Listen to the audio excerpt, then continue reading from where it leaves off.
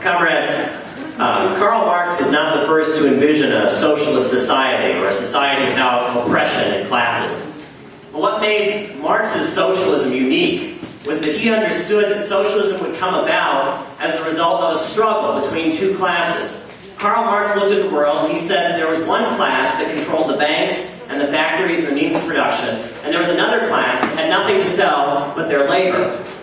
And Marx went on to say that the ruling ideology of every historical epoch is the ruling ideology of the ruling class, just like in the age of kings and queens and feudal monarchs. They controlled the ideas, and now, in the age of capitalism, through their ownership of the media and through their ownership of printing the school textbooks and their domination of the politicians who run the school system, the capitalists impose their ideology on the working class. And they promote blatant falsehoods, things that are just clearly not true, become accepted as everyday fact. For example, what's one thing we constantly hear? Oh, socialism, it's a nice idea, but it's failed everywhere it's ever been tried. Oh. We hear that a lot. But it's contrary to reality. It's the exact opposite of the truth. Everywhere socialism has been implemented, it has won great victories for the people. Let's start with the Bolshevik Revolution in 1917. The Soviet Union that came into existence, the society that came in which no one was ever unemployed, in which education was guaranteed to all from kindergarten to university, in which every worker had a job and all unemployment was obliterated. In that society, right, there was multiple weeks paid vacation. Like I said, life expectancy tripled for Soviet workers. In addition to that, who launched the world's first spacecraft into orbit? I don't think it was the capitalists. I believe Sputnik, a product of socialist workers promoting science and education. That was the first people to enter the heavens, as they would say.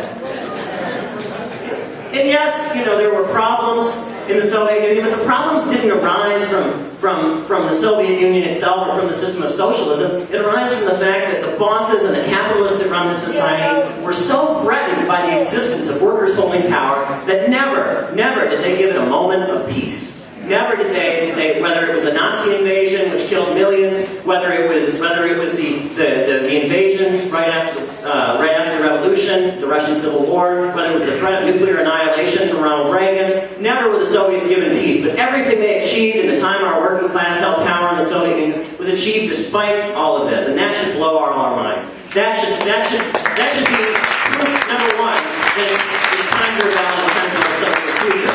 But why stop at the Soviet Union? Let's talk about Cuba today. The highest life expectancy in Latin America, according to the CIA even, belongs to the people of Cuba, right? Cuba has a lower infant mortality rate than the United States. The Cubans, from the highest levels of government to the community local levels, that people have input through their committees of defense of the revolution.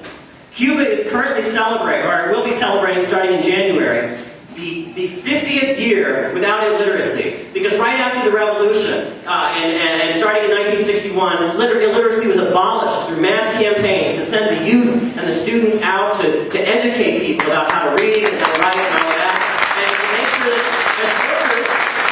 as workers, when we become the rulers of the society, we have to be educated. And as we take over and run society, we have to know and be educated and informed so we can lead and not have a boss class or a bureaucracy or a rule class or anything, so we can be rulers of society.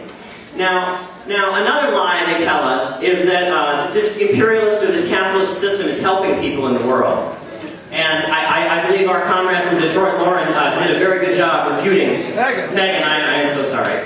Did a very good job of refuting that falsehood. And However, let's look at Nigeria, right? Nigeria is a country where Shell Oil has been given control of the government, lock, stock, and barrel. And what is the result? Thousands of workers out of oil fields begging for work, low life expectancy, massive unemployment.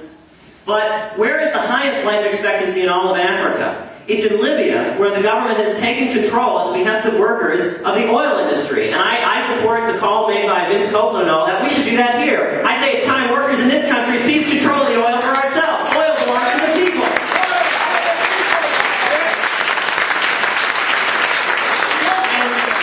And one of the big lies they also tell us is that, This U.S. we live in is the greatest country in the world, and it's just, we're so lucky to be living in this prosperous land of milk and honey.